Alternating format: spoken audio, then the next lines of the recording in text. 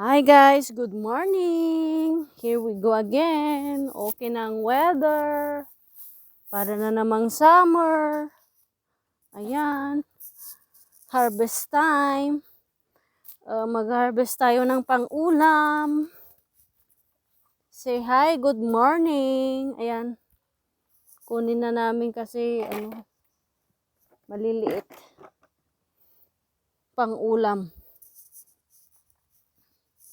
Luto tayo ng ginisang kalabasa. With patola.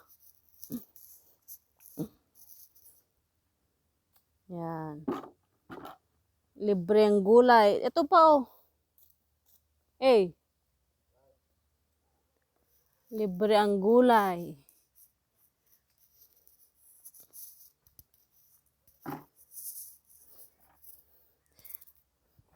Hindi na natin kailangan bumili kasi may gulay na.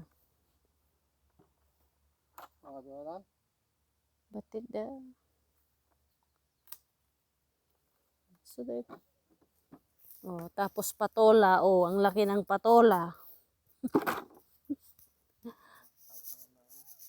May pala. Ikata mo tayo. Ibukal na. Oh, see?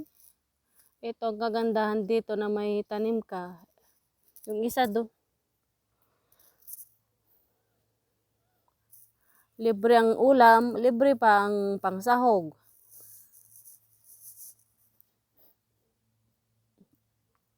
Yan. Oh.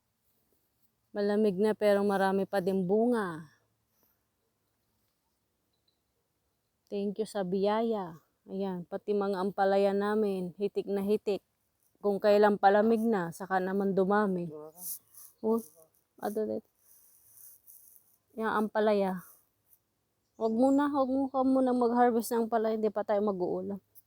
Saka na lang muna pag nag-ulam na tayo. Hindi na masisira, di ba? Bakit?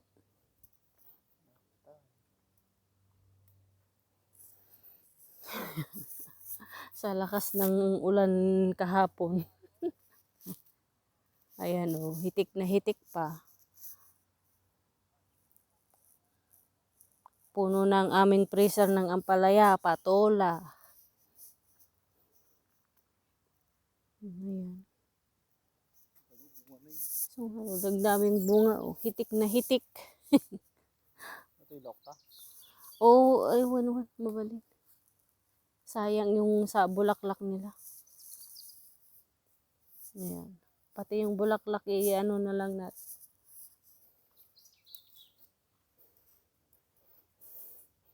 So yan guys, kahit konti lang, kahit mga 4 na buto lang marami nang may bibigay na bunga. Libre na. Hindi na tayo bibili. Kamahal ng gulay dito. Dapat yun. Ya?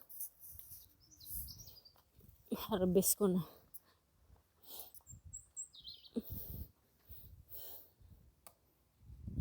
Hindi siya lumaki kasi nasa paso lang siya.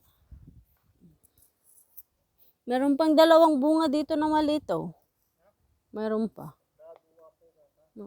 Saka na lang pag ulam ulit tayo. Ayan. Wala na, sira na. Oh, bulaklak ko daw ito. Ganda na ng weather. Oh.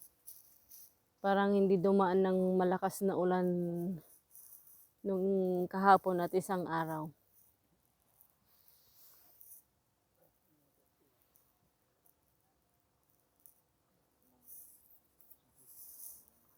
Ayun lang guys. Thank you for watching. Thank you for your all support sa mga followers and new followers. Thank you, thank you. Bye-bye. My bubuan.